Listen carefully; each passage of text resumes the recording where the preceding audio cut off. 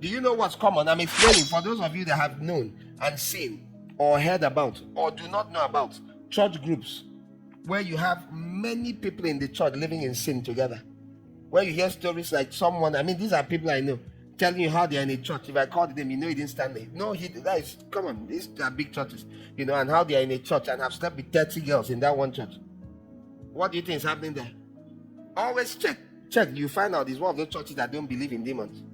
Yeah, Christian, that one human being has slept with 30.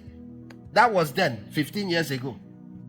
Who knows his body count now? Meanwhile, they say, Jesus, stop. Don't believe in sweeping. No, you're swept. Once you come into Jesus, you've been swept. Is that what Jesus said? So you see, from the pastor down like this, messed up, living in sin, and saying, many of them, they've come to realize there's something wrong. But how would they come and say, contrary to what they have been preaching all these years? How would they keep their mouth and say it? They'll now agree that they were wrong. So in private, they'll be rebuking demons over people. I've heard of situations like that where the top people say, in Jesus' name I rebuke. Meanwhile, they teach the members that you cannot have demons.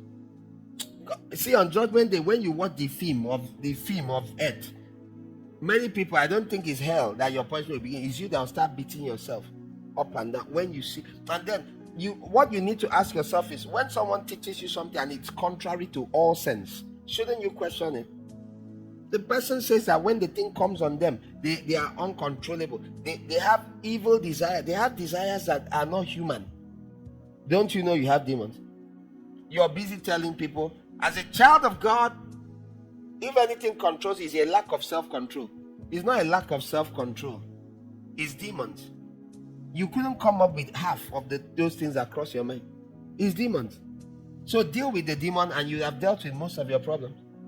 That doesn't mean a majority of things you do is the demon's fault. It's your fault. But when you have a demon there helping you, like I said, cooking, even when you don't want to cook, you wake up to the smell of food. Do you get? A normal human being can get tempted once in 2 weeks, 3 weeks. You're tempted 5 times a day in the same area. You have demons. It's not normal. How you know? If you look at it, it's not normal. It's not normal. We've had people talk about how they struggle with masturbation and they will leave church to go. Have you 5, 6, 7 times a day? They will leave church. Picture us being inside here. Then they walk out from church, go out and masturbate, then come back in church. You cannot look at that and say, we all have our struggles. Bros, what you have is not a struggle. Sister, that's not. You have a demon. It's not a struggle. There's struggle. Then there's demons. This one that is worrying you, now demon. No be struggle.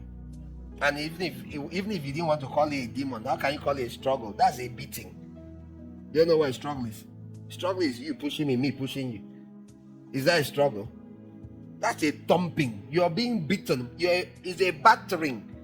And it's completely one-sided. There's no struggle here. When demons are in charge, it's not a struggle. They overwhelm you. Understand that you're not alone and you're not helpless. And God will help you. But you must humble yourself. You must ask for. You must make yourself available for the help. If you treat it lightly, I want to say enjoy, but I realize you can't enjoy it. Brace yourself for the suffering that comes with it. But if you're willing to pay a price of humility, God Himself will help you.